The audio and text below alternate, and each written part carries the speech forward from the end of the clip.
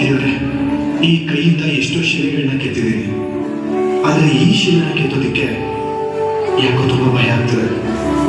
ನೀನೇ ಒಂದು ದಾರಿ ತೋರಿಸ್ಬೇಕು.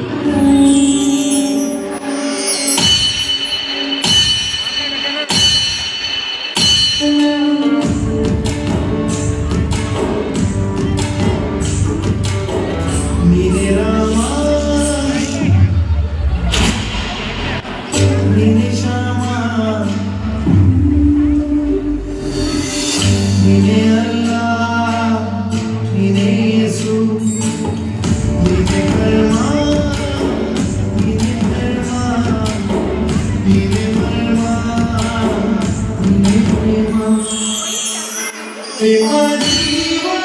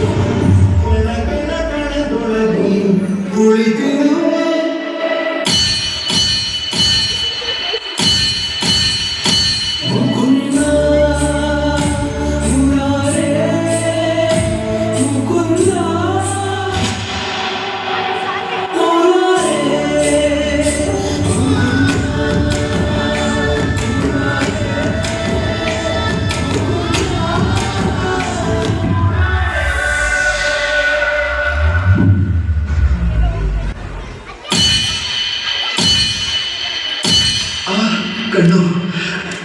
ರಾಮ ರಾಮ.